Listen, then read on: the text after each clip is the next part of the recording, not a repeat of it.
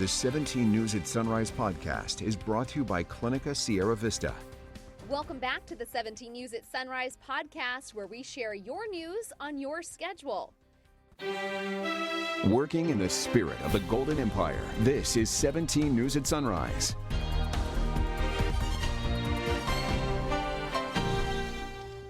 Good morning, everyone. Happy Monday. I'm Maddie Jansen alongside Kevin Schrett. Alex has the morning off.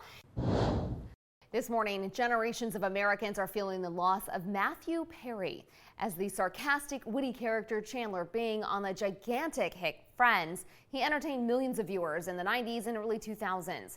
Matthew Perry was, of course, much more than just one character. NBC's Dana Griffin has reaction and the latest details. So many people are reacting to the shocking death of Matthew Perry. We've learned through law enforcement that they responded to his Pacific Palisades home in the Los Angeles area around 4:07 Saturday, and they found him allegedly in the water.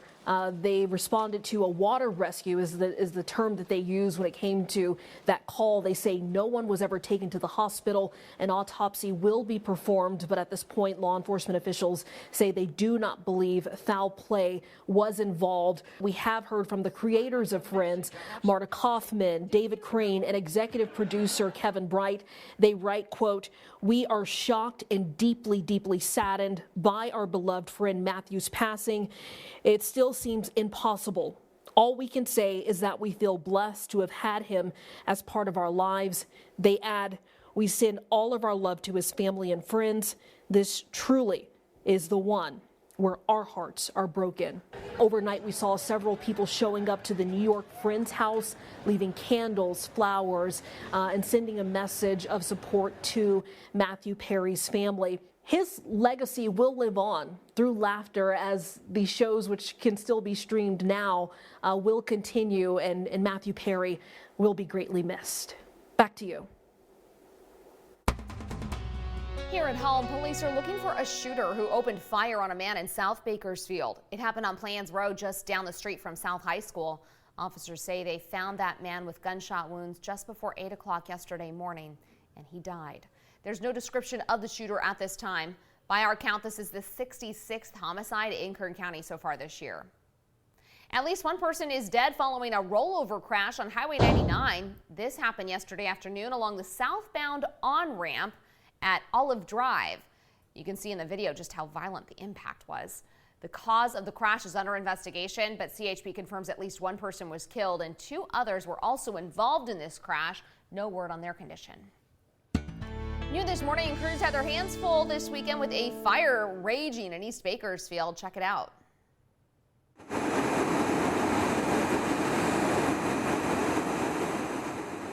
can see crews battling that blaze. This is at a metal commercial building on Washington Street. One of our viewers, Brandon Barraza, sent us this video. He says when firefighters arrived, they found a pile of boxes on fire next to the building. No word on what started that blaze.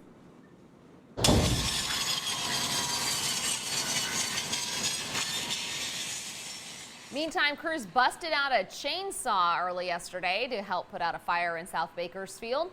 You can see them cutting through that garage there. This is on Finster Court, just off Highway 99 and Houghton Road. The cause of this fire also under investigation. Hello, this is Tim Callahan with Clinica Sierra Vista, and we're excited to unveil the Community Health Center of the Future, our comprehensive care center. It's located right across the street from Memorial Hospital. We have every service under one roof, from family medicine, OBGYN care, dental services for adults and children, behavioral health, and much more. So find your way to better care at Clinica Sierra Vista this year at our comprehensive care center. Visit our website, clinicasierravista.org, for the latest on this project. We'll see you soon. For more than a month now, we've been telling you about the unsolved hit and run that killed a teenager in central Bakersfield. Every time we run the story, we hear the same question. What was she doing on Union Avenue at 11 p.m.? Now the shocking answer. The girl was a 14-year-old sex worker, a human trafficking victim. She'd been lured by a pimp from the safety of a halfway house. And she wasn't the only middle school girl working Union Avenue that night. In fact, she wasn't even the youngest. Our Robert Price spent a month talking to social workers, police, and parents of troubled girls. He has this special report.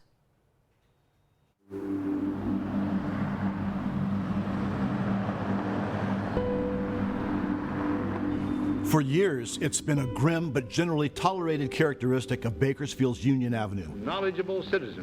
Throughout the Eisenhower years, the 6-lane boulevard just east of the city's central commercial district was the community's neon-lined gateway, a little Las Vegas that greeted motorists with an unmistakable salutation in vivid blue letters. But today, Union Avenue, a half-mile stretch of it anyway, is the gritty, dismal domain of Bakersfield's sex trade.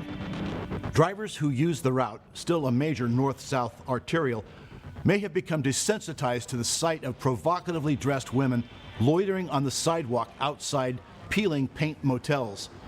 But how would those drivers feel if they knew some of those figures in the shadows were mere girls, children as young as 14, 13, 10 years old, and in danger? This is the story of 3 of those girls. 2 are dead. It was 4 a.m., September 24th, 2023, and 13-year-old Emily, whose identity we are concealing, was text messaging a man she called Daddy, but the cops call her pimp. Daddy asked Emily to meet him at a truck stop. To have sex with her, she asked? His answer, according to court documents, no, so you can work. If you get 1 customer, that's a room for 2 days. Please, babe. Emily protests.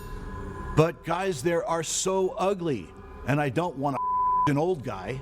But you can charge them $400, Daddy says. Then he tells the 13-year-old girl, you're fresh meat to them. Emily finally relents. I mean, if we find someone who ain't that old, then maybe. All you would have to do is walk around the lot and wave when someone makes eye contact with you and smile. Be flirty. Emily agrees to work the next day, but not at the truck stop. She wants to work downtown and eventually settles on Union Avenue, which she believes will be more profitable. Union Avenue, the Blade, as streetwise people call red light districts. And Emily wants her friend to work next to her. Can you give me and my sister a ride downtown? She's my best friend. You mess with her, you mess with me. You mess with me, you mess with her. You mess with us, you pray. The detective working the case knows who Emily's referring to when she mentions a sister. Emily's talking about Sandra, her 14-year-old housemate at a girls' group home whose last name we are withholding. Daddy also knows who Emily's talking about. It's settled. Both Emily and her sister, Sandra, will walk Union Avenue for Daddy. The night of September 25th was bright and cloudless, a waxing 2/3 moon hanging over Bakersfield's most infamous street. It was a little before 11 p.m. Sandra was standing near the corner of Union and 9th, in the heart of the Blade, when something on the east side of Union Avenue beyond the center median caught her attention. A friend? A prospective John? Perhaps it was Daddy, who, according to court documents, was supposed to be there. We may never know. Sandra darted into the street and was almost halfway across when she was struck by a red hatchback. It's going to be a 2001 small, bright red, square body car. Make and model unknown. The driver sped away, his windshield shattered, his front end smashed, his identity still not known. Sandra died 3 days later. Here are Sandra and Emily, sisters of circumstance, goofing around on a TikTok video. Their group home, the Daughter Project, was established by a faith-based nonprofit to try to redeem girls subjected to sex trafficking. Girls between 12 and 17 from all over California who'd been rescued from the streets and, in compliance with court orders, sent to Bakersfield. He all the way over there at his house, and he wants to be mean, and you don't want to come and get me. Most of the girls had been directed to remain at the Daughter Project for an entire school year. Sandra, who's from Southern California, was sent to the girls' home, an unmarked safe house on Union Avenue, a couple miles from the Blade, after being discovered unconscious in Porterville. She had been sexually assaulted. They are somebody's daughter, they're somebody's niece, they're somebody's granddaughter. Jennifer Jensen is the co-founder of the Global Family Care Network, which has offices in 9 countries. Jensen and her husband Clark are former missionaries who've dedicated their lives to eradicating human trafficking, a global crisis that has found a home right here in Bakersfield.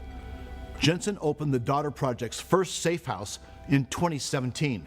That's where Sandra and Emily met. Most of the children who come into our care are wards of the state. They're in the foster care system, and they come to us for a short time. The name of the project is actually a short-term residential therapeutic program. The state of California decided to transition group homes a few years ago to this model. So it is a very intensive program for children. It's not meant to be long-term. My goal, ideally, is that we're able to have girls for a year, so they're with us for one entire school year. These girls have been through a great deal in their young lives, and you can't get them from A to B in a couple of months. It takes a long time to break down everything that has happened to them before they feel comfortable sharing, before they even want to change and heal addiction issues, which is very prominent in with this population. The desire to run away, which that is also very common. So, like their 8 young housemates, 14-year-old Sandra and 13-year-old Emily brought some of their heartbreaking habits and life choices with them to Bakersfield. They weren't giving up those habits just because their counselors asked them to. They would slip away from the girls' home at night, it's not a lockdown facility, to find their way to the Blade, a short distance south. Union Avenue between 1st and 11th Streets, most concentrated between 2nd and 4th Streets. Here, prostitution is rampant. A lot of them approach junior high and high school girls, maybe Doug 20. Bennett, founder of the prostitution recovery organization Magdalene Hope, said many of the women here start very young. Typically, they're groomed by men 5, 10, 15 years older. The recruitment process may take 2 years, 2 weeks, or just a few minutes. Have a car, have some weed, have some money, start buying them some things, and, they start getting pampered and whatnot, and then, they tell them, hey, I need you to make some of that money back. You're giving it up for free, might as well get paid for it. More than once, Bakersfield police had opportunities to extricate Emily, Sandra's best friend at the Daughter Project, from compromising situations, according to her parents, Jake and Amanda, who live in San Bernardino. We are withholding their last names to protect their daughter's identity and using the name Emily, one of her street pseudonyms. Her social worker, just all the people in her team know that she is engaging with things with older men all over Bakersfield. Like, I'm learning about all the spots in Bakersfield. The cops know about everything. There was times where we gave the police the address, the phone number, the make and model of the cars that she was in, and they would go and do their checks, and they would do absolutely nothing. Twice they found with a grown man, but because both of them denied doing anything, they let it go. They let it completely go. My daughter stayed there. But police need more than a telephone tip to make an arrest, according to Sergeant Andrew Tipton, a BPD spokesman. Misdemeanor offenses typically must occur in an officer's presence for them to act. Without reasonable grounds, police can only do so much. The night she was fatally injured crossing Union Avenue, Sandra, according to surveillance video, was picked up outside the Daughters Project building by a man in his late 20s driving a red Tesla. A short time later, she was walking the Blade. Bakersfield police believe the man in the red Tesla who likely dropped her off is the same man who's already under investigation for alleged human trafficking crimes. Police investigating Sandra's death confiscated Emily's cell phone, telling a judge the device could help them identify individuals who had sexually trafficked underage girls. Emily continued to advertise sex acts on social media. Here's her Facebook. She lists her profession as prostitute at prostitute, and her price range as $200 to $400, payable up front. Here's a Snapchat photo of hers, a cartoon Emily standing next to a 2-star motel, $60 a room. Emily's friend Sandra was not the first troubled resident of the Daughter Project to be killed on Union Avenue.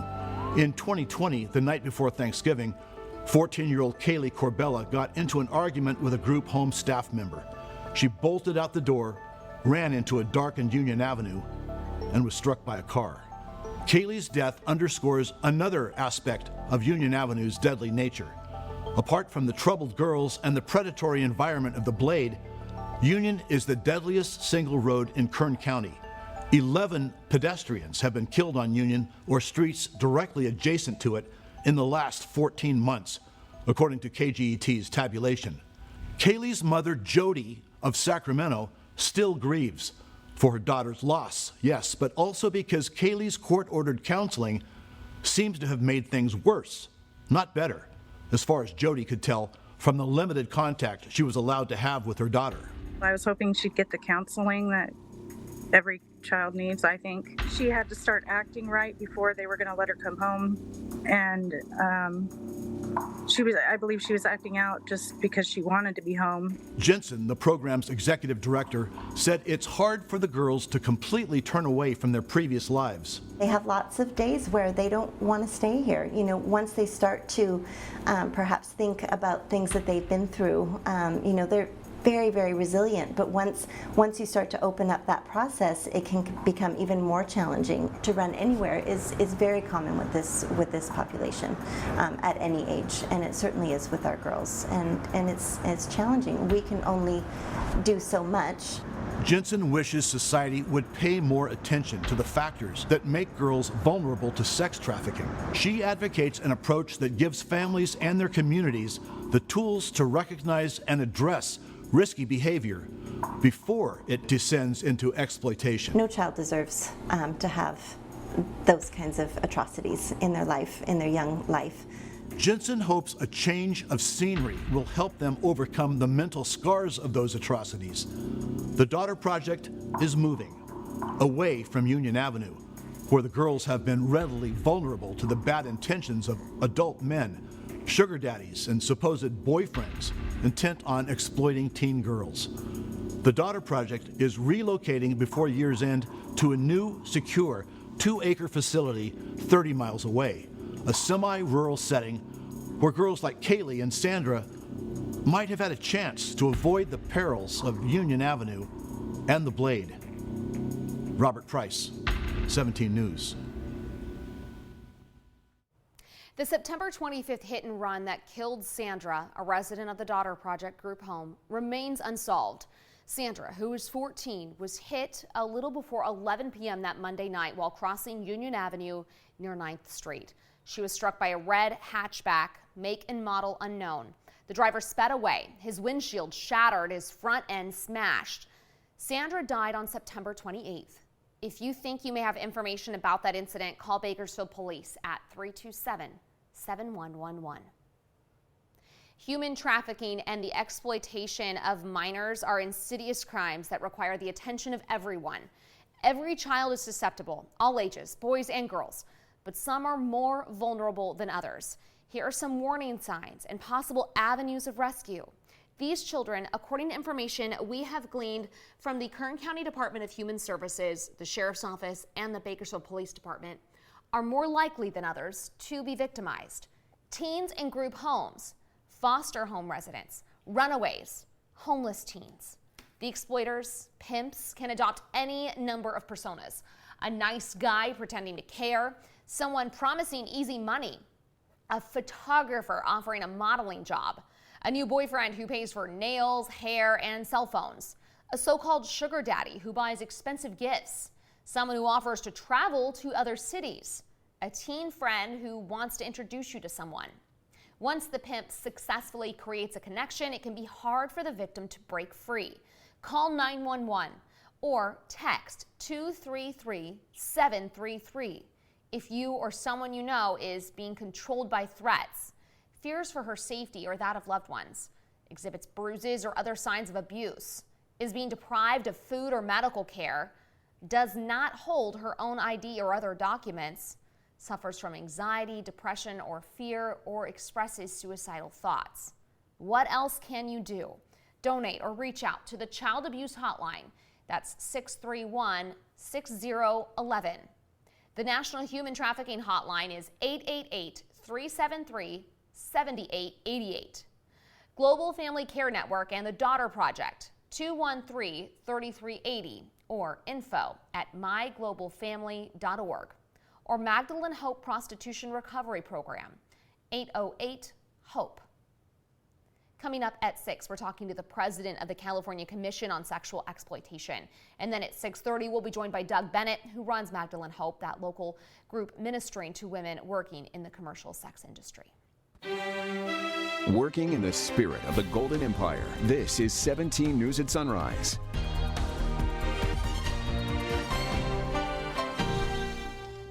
The 17 News at Sunrise podcast is a production of KGET and Nexstar Media Group.